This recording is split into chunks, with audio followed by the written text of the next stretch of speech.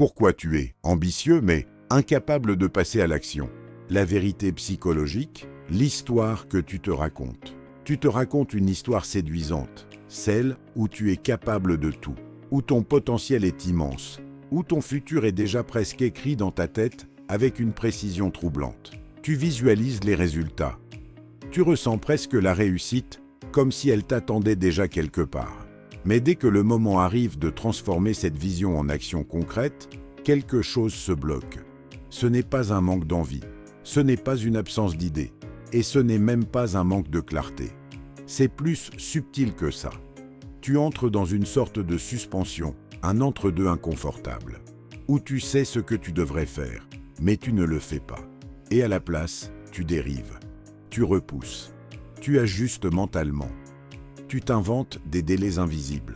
Tu te convaincs que tu fonctionnes mieux sous pression, que tu attendras le bon moment, que tu es en train de te préparer. Mais ce que tu appelles préparation est souvent une forme élégante d'évitement. Si tu observes honnêtement tes journées, tu remarqueras un schéma répétitif. Un schéma qui ne dépend ni de ton intelligence, ni de ton ambition, mais d'un mécanisme interne bien plus profond. Les deux forces en toi. Ce mécanisme repose sur une tension permanente entre deux forces qui cohabitent, en toi, sans jamais vraiment se réconcilier. D'un côté, il y a cette version de toi qui veut construire, évoluer, accomplir quelque chose de significatif. Elle est exigeante, elle voit loin, elle refuse la médiocrité. De l'autre, il y a une version plus primitive, plus discrète, mais incroyablement influente, qui cherche à te maintenir dans une zone de confort immédiat. Cette partie n'est pas ton ennemi. Elle est programmée pour te protéger. Elle interprète l'effort, l'incertitude et le risque comme des menaces potentielles. Alors, quand tu envisages de te mettre au travail, elle déclenche des signaux de résistance. Fatigue soudaine, envie de distraction, justification logique pour remettre à plus tard. Ce n'est pas un hasard. Ton cerveau privilégie toujours le soulagement instantané à la récompense différée. Et tant que tu n'as pas compris ça, tu risques de te juger injustement, en croyant que tu manques de volonté, alors que tu es simplement en train de suivre un conditionnement très efficace. La boucle du quotidien. Maintenant, regarde ce qui se passe concrètement dans ta journée. Tu commences souvent avec une intention claire. Tu te dis que cette fois sera différente, que tu vas enfin avancer. Mais il suffit d'un élément déclencheur, souvent anodin, pour détourner ton attention. Un écran, une notification, une pensée parasite. Et ce qui devait durer quelques minutes s'étire, se dilue et finit par absorber une grande partie de ton temps. Tu entres dans une boucle où l'action devient secondaire, presque facultative. Et plus tu repousses, plus l'idée de commencer devient lourde. Ce n'est pas seulement de la procrastination, c'est une accumulation de micro-renoncements qui, mis bout à bout, construisent une identité silencieuse, celle de quelqu'un qui reporte, qui hésite, qui attend. Et le soir, quand tu fais face à toi-même, il y a ce mélange de lucidité et de frustration. Tu sais exactement ce que tu n'as pas fait. Tu sais aussi que tu aurais pu faire autrement. Mais cette conscience ne suffit pas à créer le changement. Elle renforce parfois même le sentiment d'impuissance. Le mythe de la motivation. Tu pourrais croire que le problème vient d'un manque de motivation. C'est une hypothèse séduisante, mais elle est trompeuse. La motivation est instable par nature. Elle dépend de ton état émotionnel, de ton niveau d'énergie, de ton environnement. Construire une discipline sur quelque chose d'aussi fluctuant, c'est bâtir sur du sable. Ce dont tu as réellement besoin, ce n'est pas de te sentir prêt. C'est de fonctionner même quand tu ne l'es pas. Et c'est là que beaucoup se trompent.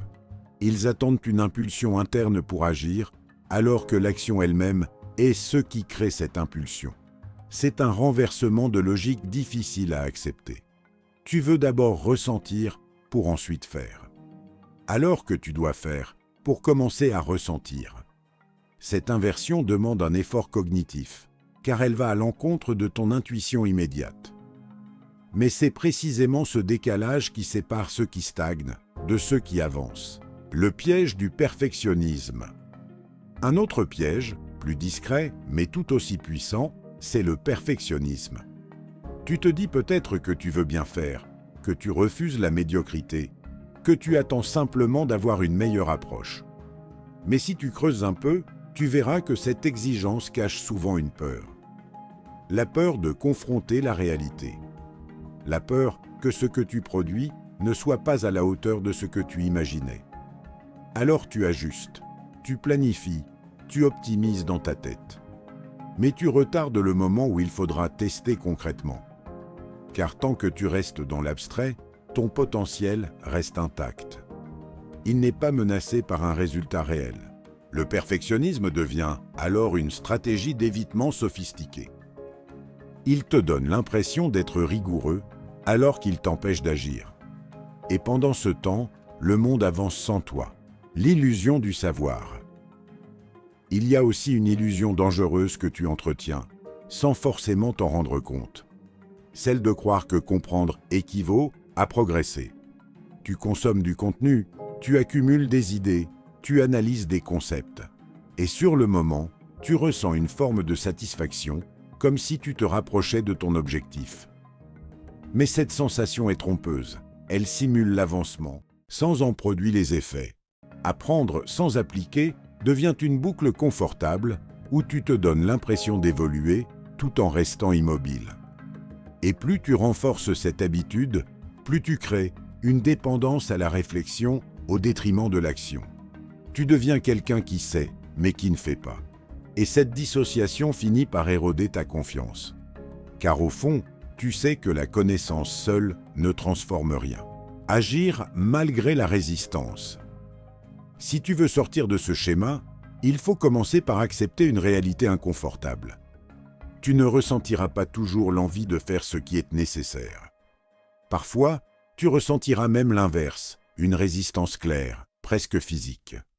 Et c'est précisément dans ces moments que se joue la différence. Chaque fois que tu agis malgré cette résistance, tu modifies légèrement ton fonctionnement interne. Tu envoies un signal à ton cerveau, l'inconfort n'est pas un danger. Et à force de répétition, ce signal devient une nouvelle norme. Mais attention, l'erreur serait de vouloir tout changer d'un coup. Cette impulsion vient souvent du même perfectionnisme qui te bloque. Ce que tu dois viser, c'est la régularité, pas l'intensité. Une action minuscule mais répétée aura toujours plus d'impact qu'un effort massif, mais isolé. Le rôle de l'environnement. Ton environnement joue également un rôle que tu sous-estimes probablement. Tu penses que tout repose sur ta volonté, mais la réalité est plus mécanique. Si les distractions sont accessibles, tu les utiliseras. Si ton espace favorise la dispersion, tu seras dispersé. Ce n'est pas une question de faiblesse, c'est une question de design. Les comportements sont influencés par les conditions dans lesquelles ils émergent. Modifier ton environnement, c'est réduire la friction autour des bonnes actions et augmenter celle autour des mauvaises. Cela peut sembler basique, mais c'est extrêmement puissant. Moins tu as de décisions à prendre, plus tu conserves ton énergie pour ce qui compte vraiment. Et cette économie mentale fait une différence énorme sur le long terme. Repenser l'échec. Il faut aussi que tu revoies ta relation à l'échec. Tu le perçois peut-être comme une preuve, un verdict sur ta valeur. Mais, en réalité, l'échec est une information. Il te dit ce qui ne fonctionne pas. Il ajuste ta trajectoire. Ce qui te bloque, ce n'est pas l'échec en lui-même. C'est l'interprétation que tu en fais. Tu préfères parfois ne pas essayer plutôt que de risquer de confirmer un doute intérieur. Mais ce calcul est perdant, car en évitant l'échec, tu évites aussi l'apprentissage. Et sans apprentissage, il n'y a pas de progression. Tu restes figé dans une version potentielle de toi-même qui ne se confronte jamais au réel. Et cette version, aussi prometteuse soit-elle, ne produit aucun résultat tangible.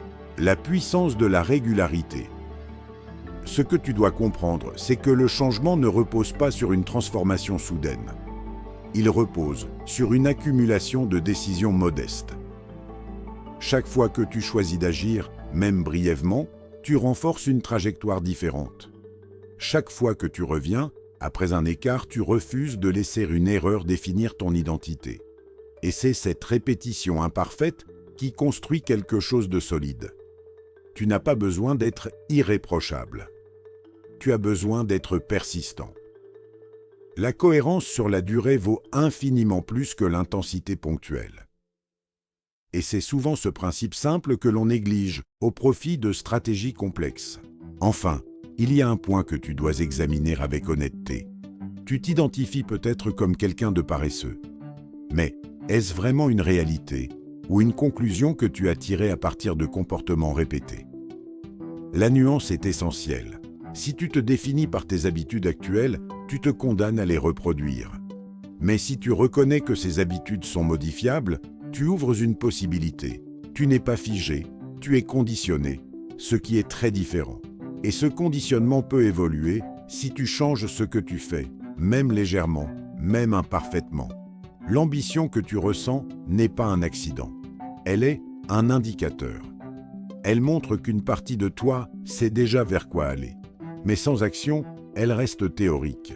Et, à un moment, tu dois choisir. Continuer à nourrir cette vision sans jamais la tester. Ou accepter l'inconfort de la rendre réelle.